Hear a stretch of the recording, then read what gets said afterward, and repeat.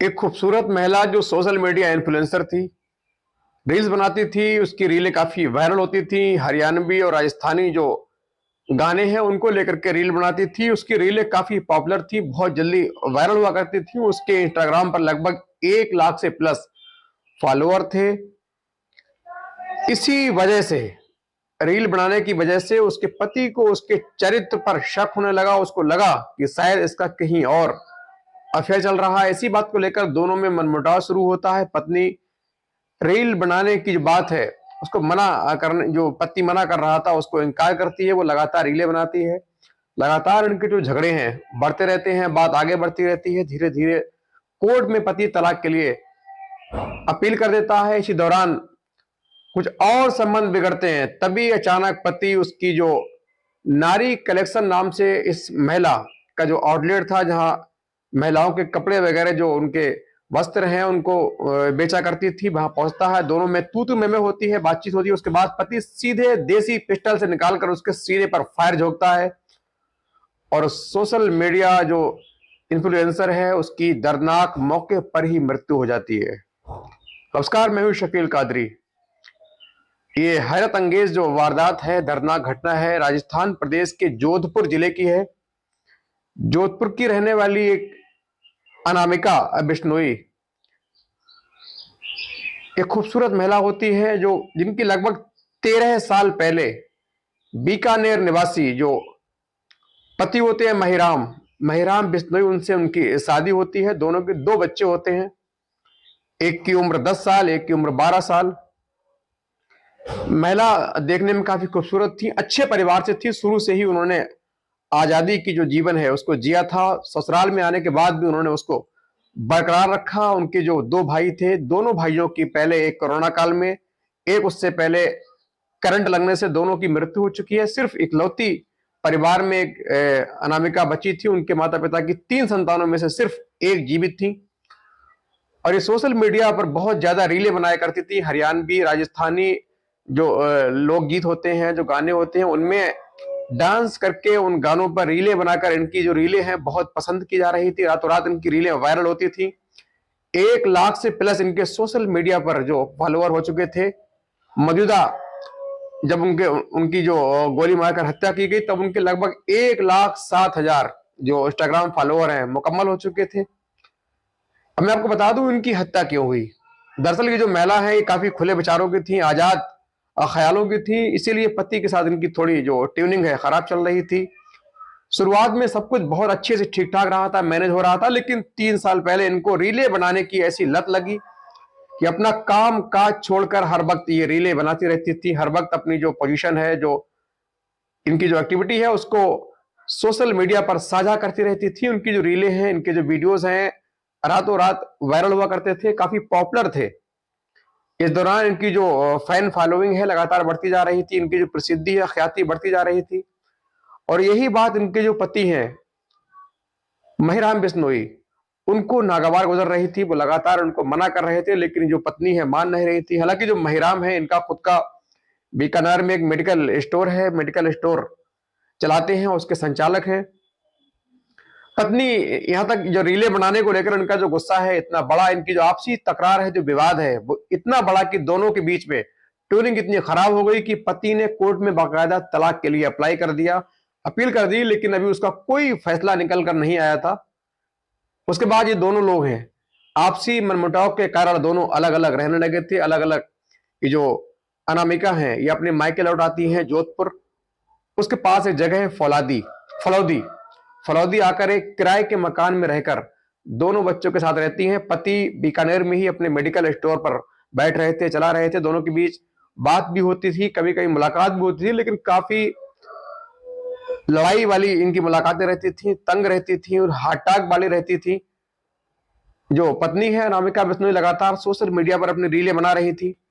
रातों रात इनकी जो रीलें हैं वायरल होती थी। अब ये फलौदी में ही एक किराए के मकान में रहकर बच्चों को पढ़ा रही थी। वहीं उन्होंने पास में एक मार्केट में एक दुकान रेंट पर किराए पर लेकर उसमें नारी कलेक्शन नाम से उन्होंने अपना बिजनेस शुरू किया। उसमें महिलाओं के वस्त्र वगैरह, तमाम वो चीजें जो महिलाओं के इस्तेमाल की होती हैं, उनको बेच रही थी। वहीं बैठती थी, वहीं बैठकर ये सोशल मीडिया पर अपने तमाम वीडियोज हैं उनको अपलोड किया करती थी। इनकी प्रसिद्धि लगातार कहती बढ़ रही थी। लेकिन इसी दौरान एक नया मोड़ आता है। जो पति है महिराम बिश्नोई, इनको पता लगता है कि इनका किसी व्यक्ति से अवैध संबंध हो चुका है, किसी व्यक्ति से इनका संबंध हो चुका है। इसकी शक उनको हो चुका था। उन्होंने तथाकथित आरोप लगाया कि हमारी पत्नी का जो है किसी और के साथ अवैध संबंध चल रहा था। अब उनको लगा कि पत्नी ने मुझे छोड़कर किसी और के साथ इश्क फरमा रही है, किसी और के साथ पींगे बढ़ा रही है, मुझे छोड़ रखा है, किसी और की होने जा रही है। यही बात जो पति है महिराम बिश्नोई, उसको खल जाती है, दिल पे लगती है। उसने बताया पुलिस जांच में, जैसा उसने बताया, ये सोचकर सीधे वो बीकानेर से जोधपुर पहुंचता है, फलौदी पहुंचता है, बच्चों से मिलता है। कहता है माँ कहाँ है? वो कहते हैं मम्मी तो दुकान पर है, शॉप पर है। सीधे बच्चों से कहता है आज तुम्हारी मम्मी रहेगी या मैं रहूंगा, दोनों में से एक जीवित रहेगा। बच्चों को शायद बच्चे होते हैं, उनको लगा कि पिताजी को गुस्सा है, ऐसे ही कह रहे होंगे, लेकिन उस दिन पिता बिल्कुल सच बोल रहे थे। सीधे देसी कट जो पिस्टल है अपने साथ लेकर आए थे, उसको लेकर सीधे उस दुकान पहुंचते हैं जहां पर अनामिका बिश्नोई बैठकर नारी जो कलेक्शन नाम से दुकान स्टोर चलाती थी, उनका आउटलेट था। वहां पहुंचते हैं तो देखते सामने अनामिका बिश्नोई फोन चलाती हुई बैठी हैं, कुर्सी पर बैठी हैं। तभी ये पहुंचता है पति, बात करता है, सीधे उनसे सवाल करता है। लेकिन वापसी में अनामिका ने भी इनको काउंटर कर दिया और इनके खिलाफ सवाल कर दिए। तो फिर दोनों की जो बातचीत है बढ़ जाती है, हाथापाई की नौबत आती है। बातचीत इतनी ज्यादा बढ़ जाती है कि जो महिराम बिश्नोई पति है अपना आपा खो देता है, पागल हो जाता है। सीधे अपने जो पिस्टल लेकर आया था, अवैध पिस्टल, उसको निकालकर सीधे अनामिका के ऊपर फायर कर देता है। गोली सीधे अनामिका के सीने में लगती है। उनकी वही तड़प तड़प कर दर्दनाक तरीके से मौत हो जाती है। उनके कुर्सी पर पूरा खून का जो फव्वारा है निकल पड़ता है। और ये पति है महिराम है, सीधे पिस्टल लेकर वहां से फरार हो जाता है। गोली चलने की आवाज सुनकर जो आसपास के लोग होते हैं, जो मकान के मालिक, दुकान के मालिक होते हैं, वो बाहर आते हैं, देखते हैं तो सामने अनामिका कुर्सी पर पड़ी हुई है, खून के जो धार चल रही थी। अनामिका लगभग मृत थी। लोगों ने तत्काल नजदीकी पुलिस को फोन किया। पुलिस मौके पर पहुंची, सबको कब्जे में लिया, पूछताछ की, जानकारी जुटाना शुरू की। और सीधे इनके मायके वालों को फोन किया गया। मायके वाले जब आए तो काफी हंगामा हुआ। मायके वालों ने पुलिस को सब उठाने से मना कर दिया। काफी पुलिस को इसके हंगामे का सामना करना पड़ा, लेकिन किसी तरह संभ्रांत लोगों ने समझा बुझाकर मायके वालों को शांत कराया। पोस्टमार्टम हुआ, सबको परिजनों के हवाले किया गया। उसके बाद इस पति को पकड़ने की सीधे कवायद शुरू की गई, टीमें गठित की गई। और इस मृत्यु से, इस मर्डर से लगभग 30 घंटे के बाद जो पति है महिराम बिश्नोई, उसको गिरफ्तार कर लिया गया। उसको जब पुलिस ने पकड़ा, उसके बाद जो पूछताछ की, उसने बताया कि मेरी पत्नी ने मुझे छोड़ रखा था, लगातार मेरी जो जरूरतें हैं, मेरी जो मदद है करने के बजाय सोशल मीडिया पर पूरा टाइम स्पेंड कर रही थी। फेमस होने के चक्कर में ना मेरा ना बच्चों का ख्याल रख रही थी, मेरी हर बात का उल्टा जवाब देती थी। और जब मैंने उसको तलाक के लिए अप्लाई किया, आवेदन दिया, तो ये अलग रहने लगी।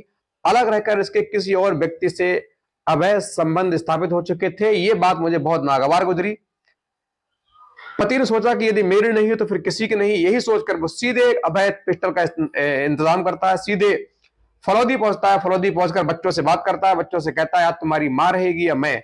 उसके बाद सीधे उस स्टोर पहुंचता है जहां अनामिका नारी कलेक्शन नाम से स्टोर चलाती थी। वहां बैठी अनामिका के ऊपर सीधे पिस्टल से फायर करता है। अनामिका एक ही गोली में अनामिका को ये मौत के घाट उतार देता है।